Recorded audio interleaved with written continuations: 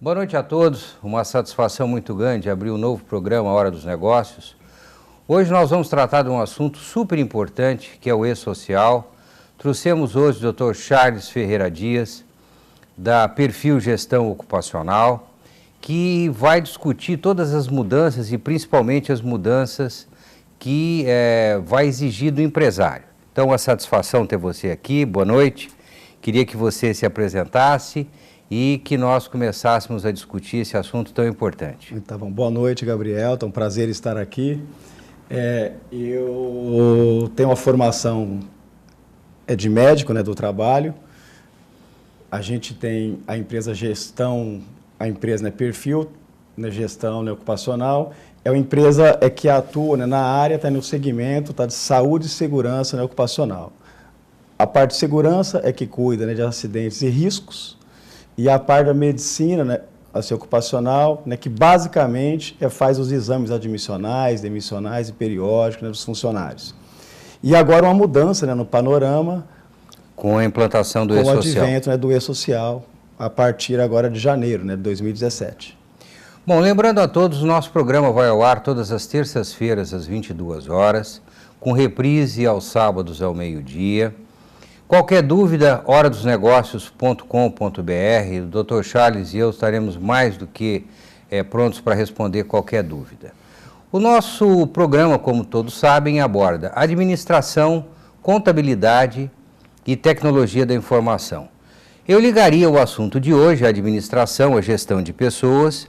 Vejo que o E-Social, ele acaba sendo um item muito pouco entendido pela sociedade, pelo nosso meio empresarial. As mudanças do comportamento do empresário com relação a férias, com relação à admissão, eu acho que tudo começa com a admissão do funcionário. Eu gostaria que você registrasse a importância que tem de um exame admissional e principalmente aquela confusãozinha de datas que muitas vezes está ocorrendo hoje, o que vai ser impossível com a implantação do E-Social. Então, vamos lá, começando a dar esse exemplo.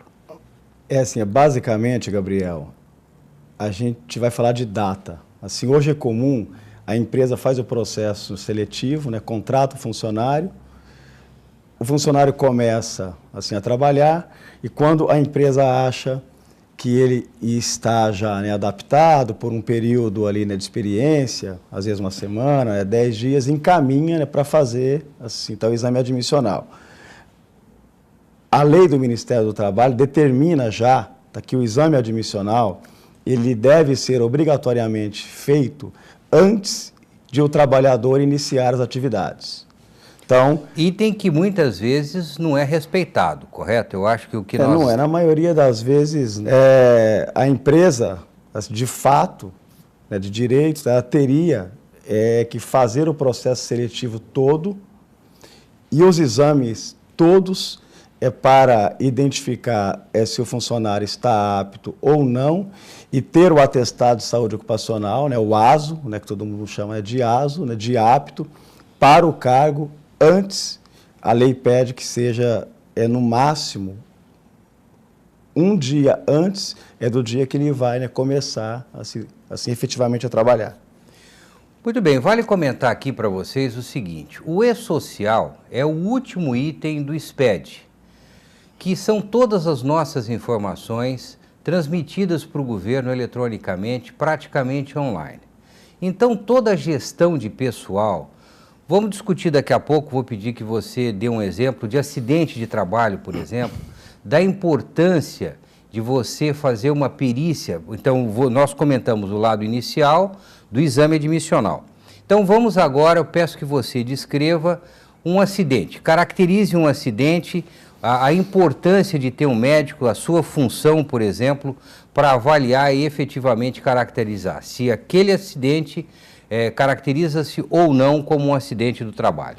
Então, hoje, a gente tem, né, dois tipos, né, de acidente, o típico e de trajeto. E tanto o típico, né, como o de trajeto tem que se caracterizar o fato, né, o fato. O acidente típico é aquele funcionário, ele cai, né, de uma escada e acontece uma lesão, né, e por essa lesão ele acaba tendo um afastamento temporário ou até definitivo, né, das suas atividades. Assim, e o típico acontece dentro do ambiente, né, da empresa. Na execução da função. Execução da função e dentro da empresa. Tá. O de trajeto é aquele que acontece, né, quando o trabalhador está indo ou da sua casa para o seu trabalho ou do trabalho para a sua casa. E ele tem que obrigatoriamente acontecer dentro do horário já, né, pré-estabelecido, né, do trajeto, né, de casa a trabalho, trabalho e casa, e também, né, no roteiro já assim pré-estabelecido. Então, aquele exemplo que a gente estava conversando antes, né, se o trabalhador ele mora na praia e trabalha aqui na TV Com, em frente à Beneficência, assim, o trajeto dele está claro. Necessariamente seria o canal 2. Se ele está vindo para o trabalho, né, dentro do horário, porém o acidente dele foi na Ana Costa, já está assim, está descaracterizado, né, porque apesar dele estar vindo para o trabalho, não está no trajeto, né, pré-estabelecido. Esse ponto do trajeto ele é muito importante. Porém, nós conversávamos também, o exemplo que você deu, eu achei muito pertinente para que nós passássemos para o nosso público.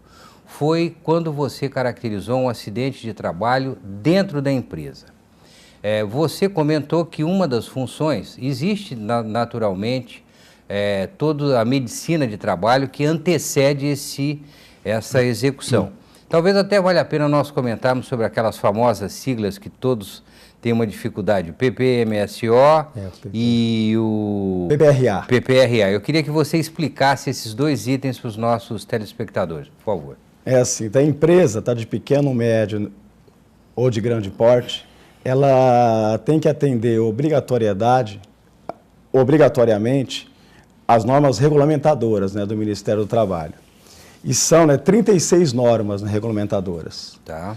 Então, a que fala de CIPA, de equipamento de proteção, né, individual, de insalubridade, periculosidade, trabalho em altura e outros. Mas tem duas normas básicas que são assim, as normas regulamentadoras 7, né, e a 9, que toda empresa precisa ter. A gente chama, né, do pacote básico, né? Quais são?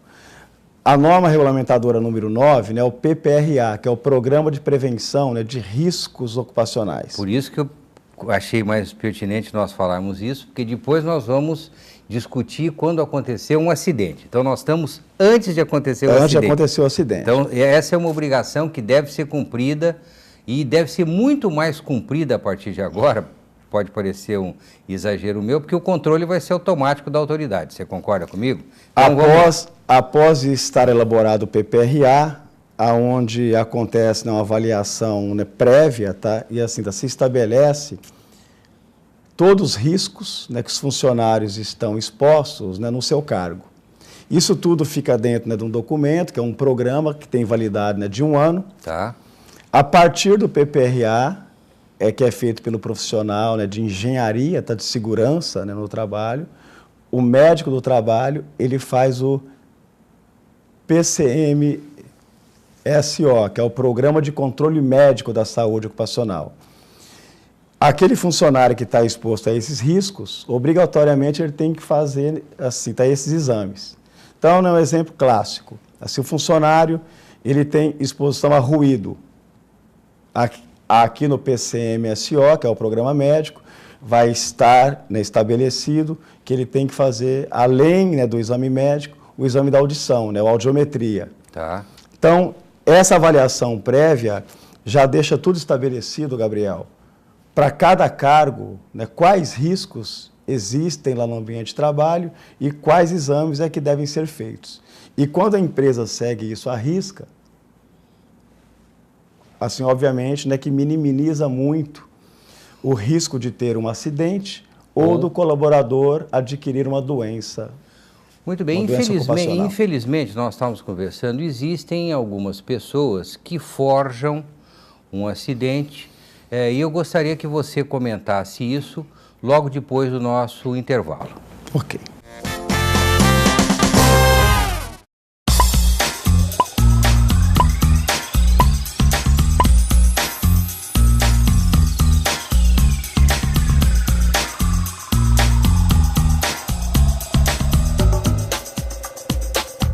Há 15 anos, a Casa Hope amplia a esperança de crianças e adolescentes com câncer e transplantados. Esperança de construir uma família. Esperança de ter a vida que todo mundo merece. Esperança de fazer parte do mercado de trabalho.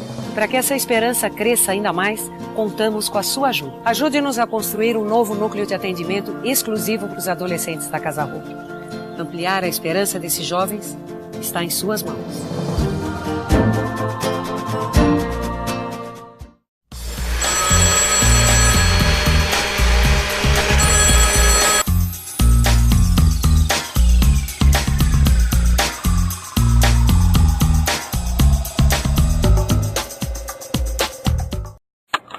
A TV Com traz qualidade e interatividade para a Baixada Santista. Nos preocupamos constantemente com a qualidade de nossas produções. Por isso, investimos em equipamentos e profissionais qualificados. Nosso estúdio é, sem dúvida, um dos mais bem equipados da região. São mais de 40 metros quadrados de tecnologia. TV Com, sempre com você. Corta.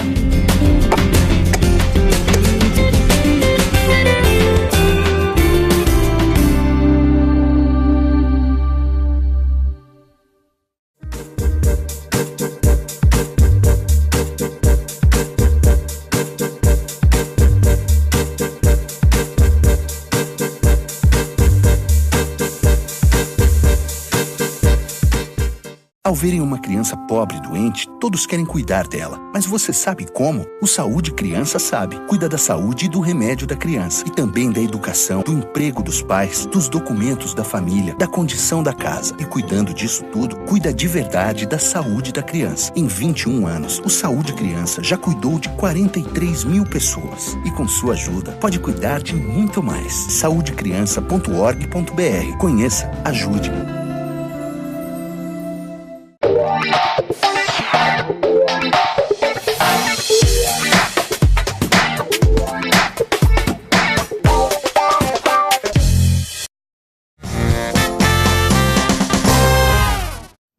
Estamos de volta hoje à noite com o Dr. Charles falando sobre medicina do trabalho. Ele é da Perfil Gestão Ocupacional e a pergunta que nós tínhamos acabado de fazer era sobre um acidente. Muitas vezes a pessoa, vou dar um exemplo talvez não muito simpático, a pessoa se machuca num jogo de futebol no fim de semana, já chega machucado na empresa e procura caracterizar qualquer escorregão ou qualquer outra eventualidade no ambiente de trabalho como um acidente de trabalho. Eu queria que você comentasse sobre isso.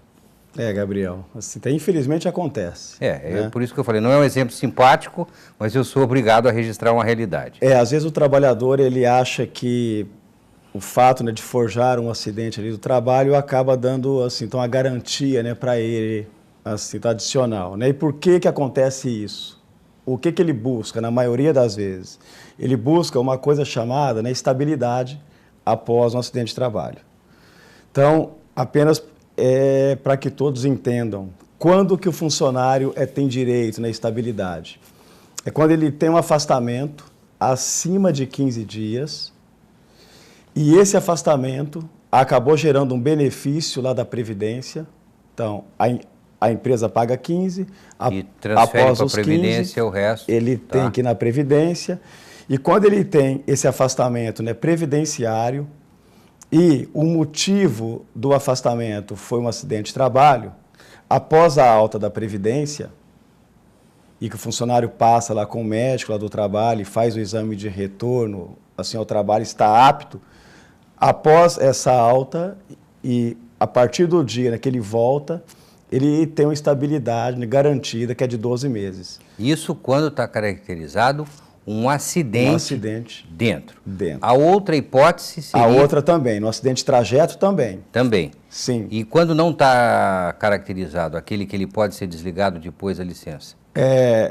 Assim, o funcionário, após um afastamento acima de 15 dias, tá, não tem direito à estabilidade quando o motivo que gerou o afastamento dele é outro, que não foi um acidente, né, do trabalho, um afastamento da saúde, alguma coisa. Exato, uma pneumonia, né, uma apendicite, né, várias doenças que o indivíduo ele pode ter e que não foi assim ocasionado, né, pelo acidente de trabalho.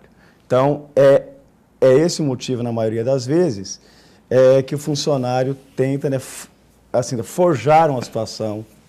Às vezes, quando ele percebe que vai ser desligado, a empresa está fazendo cortes. Nós comentamos uma coisa, eu achei o seu exemplo muito claro. Você pode atuar como profissional no momento e no local aonde o acidente ocorreu. Então eu queria que você descrevesse esse fato também, porque eu acho que, eu particularmente confesso que eu desconhecia esse fato. Quer dizer, aconteceu um acidente, nós imediatamente vamos contatar o médico do trabalho para que ele avaliasse se, por exemplo, ele tropeçou num ambiente onde não tem um degrau, um caso, estou criando uma situação. Quando o colaborador, né, teórica, aqui no exemplo, ele foge ao acidente de trabalho, até que se prove ao contrário, aquela lesão, né, foi provocada, né, por aquele fato. Certo. E o ônus da prova é da empresa. A empresa é que tem que provar que não foi um acidente de trabalho. Então, ela tem que, assim, descaracterizar o acidente de trabalho. Então, a empresa pode e deve lançar mão de ferramentas que faz com que aconteça tal investigação mesmo, né, daquele ato, né, daquela cena. Tá. Empresas que são de maior porte, que tem uma equipe lá, né, de técnico de segurança do trabalho, engenheiro de segurança, né, um médico do trabalho próprio, a empresa tem a Comissão Interna de Prevenção de Acidentes, né, a CIPA, acaba ficando mais fácil, porque após a suspeita, né, de acidente de trabalho, ela mobiliza a equipe vai junto, né, com o funcionário, né, acidentado à cena, assim, ao local onde aconteceu, e faz o processo todo ali, assim, tá investigativo, para se identificar se aconteceu ou não. Às vezes até lançando mão de câmeras de monitoramento. Isso é muito importante, gente. Eu acho que essa informação que o Dr. Charles está passando é muito importante. Agora, infelizmente, a maioria das empresas não dispõe de recursos como esses que você está se referindo. Então, pergunto, o que fazer? Então, empresas de pequeno e médio porte, como ela não tem a obrigatoriedade de ter essa equipe, ela pode ter e deve ter uma empresa prestadora, né, de serviços na área da saúde e segurança ocupacional, aonde ela contrata o PPRA, o PCMSO, aonde ela faz os exames ocupacionais, e essa empresa que é prestadora pode dar o suporte para que se aconteça todo o procedimento para se investigar e caracterizar ou não o acidente de trabalho. E não só o acidente de trabalho típico, às vezes uma doença ocupacional. Assim, então, exemplos típicos são as dores no joelho e nas costas. O colaborador alega que tem a dor nas costas ou nos joelhos devido à atividade dele. E é muito difícil, né, se avaliar se aquela lesão aconteceu no trabalho ou não. Aí lançar mão, sim, de profissionais habilitados, que são da engenharia de segurança, né, da medicina ocupacional, para se identificar se essa doença tem nexo ou não com o trabalho. Com a atividade. Porque se esse afastamento for para a Previdência, assim, o perito lá da Previdência, do INSS, pode caracterizar, né, como acidentário. E mesmo não sendo um acidente típico, mesmo sendo uma doença, né, ocupacional, o tipo lá do afastamento pode ser acidentário, com toda a repercussão negativa que pode gerar para a empresa. Vale comentar, falando agora como contador, que essas observações todas que o Dr. Charles está fazendo, elas são muito importantes de serem administradas, porque isso vai direto no aumento do custo da nossa contribuição do fator de acidente previdenciário, correto? Sim. Então, se a empresa não administrar corretamente, se não caracterizar corretamente o acidente, esse fato, o custo dela pode aumentar de uma forma indevida, correto? Exato. Eu queria que você comentasse sobre os prazos, porque existe ainda na nossa sociedade, no meu modo de ver, um desconhecimento muito grande, um distanciamento e o fato do administrador atual, o fato do empresário atual não acompanhar as datas. E eu vejo que a gestão da empresa ela vai ter um impacto direto no E-Social, não só na medicina do trabalho, porém, eu queria que você falasse sobre os prazos, porque esses prazos são de fundamental importância para que o empresário se eduque, vamos falar, se prepare para essa mudança de gestão que vai ocorrer, e essa mudança de gestão tem um prazo curto para que ocorra. Então, comenta sobre os prazos, Dr. Charles. Assim, então o E-Social, né, ele bateu a porta já e está aí para entrar. Empresa de grande porte já está obrigada a mandar as informações, né, para o portal lá do E-Social, que é assim, tá um lugar, tá um espaço, né, nacional na nuvem, tá, do governo federal, agora a partir de setembro de 2016. Empresas que são de pequeno e médio porte, a partir de janeiro de 2017. Tá. Então, o que muda? O que muda? Muda a forma com que as empresas vão ter que mandar os resultados e dados. E, assim, não tem nada absolutamente de novo. Assim, o E-Social, nas informações todas, elas têm em torno de 91% que são de RH, folha, contabilidade, financeiro. Tá. A parte da saúde e segurança ocupacional, em torno de 9%. E o que tem de novidade no dia a dia ali da empresa? Absolutamente nenhuma. É obrigatório o PPRA, o PCMSO, fazer os exames nos prazos certos. Vai continuar sendo obrigatório a emissão de CAT, né, do PPP, para a finalidade de aposentadoria da especial, o cadastramento e informação, né, de atestados médicos. Né, porém, tudo vai ter que ser enviado online, on time, para o portal da Previdência. E a empresa faz então, a validação inicial. Ela manda, né, todos os dados. Tá. Então, está escrito já, né, no PCMSO que para o cargo tal existe o risco ruído. E lá no PCMSO ele faz audiometria. Tá.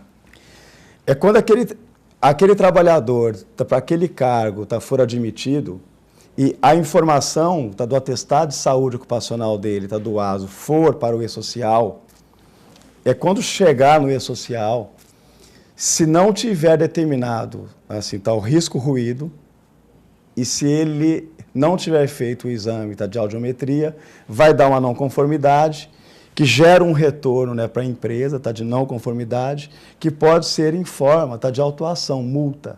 Então, a informação ela vai ter, né, que ser mandada, né, online, on time. E vai ser processada com uma rapidez muito grande. Muito grande. As empresas têm que se preparar, né, procure o seu contador. O que eu indico? Agende amanhã uma reunião com o seu contador. E pergunte, eu quero me preparar para o E-Social. O que eu devo fazer? É porque nós estamos entrando, agora em setembro, né, e depois em janeiro, numa nova era de relacionamento entre os empregadores, as empresas e a Previdência. A Previdência e o governo federal. Eu acho muito importante essas suas últimas observações, porque eu vejo que, infelizmente, o empresariado está tratando esse assunto com um certo descaso e a principal mudança é na forma de gerir a empresa, na forma de admitir, na forma de passar as informações e principalmente pelo fato do processamento dessa informação ser muito rápido atualmente. Então, eu te agradeço e peço que você faça suas considerações finais. Assim, a mensagem que eu quero, né, que fique é que não tem nada de novo. Talvez não tenha impostos novos. Eu acho essa é uma observação importante. Nós não temos nenhum imposto novo. Nós não temos nenhuma rotina, vamos falar, diferente da que nós já temos atualmente. Exatamente assim. A conferência que vai acontecer de uma forma muito mais sistemática. É que hoje, né, você manda os dados, né, relativos, né, aos trabalhadores, assim, separadamente, tá, e cada um numa data. Agora, tudo que acontece vai ter que ser enviado nesse sistema, um arquivo XML, que é online, on time, para um portal da Previdência. E a Receita Federal, a Caixa Econômica Federal, o Instituto Nacional da Seguridade Social, né, o INSS, o Ministério do Trabalho e a Previdência, ela vai lá no portal e pega a informação a hora que ela quer. É isso que muda. Eu acho que é essa ficha que tem que cair, né, no empresário para que ele comece a se mover. Bom, muito obrigado, foi uma satisfação. Eu acredito que nós tenhamos contribuído bastante com essas informações. Uma boa noite e bons negócios a todos. Boa noite a todos. Hoje, no Momento da Contabilidade, eu vou abordar um dos itens tremendamente esquecido da maioria dos empresários, que é uma empresa inativa.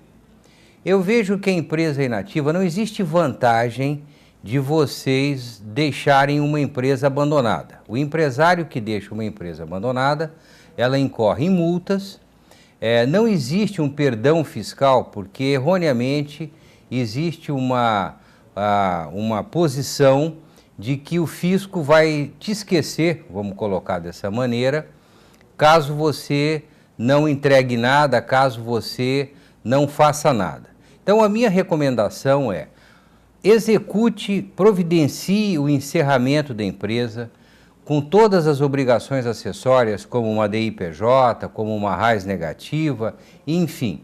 Não existe vantagem alguma de se deixar uma empresa inativa por um período de tempo longo, mesmo porque não existe na legislação o conceito de empresa inativa.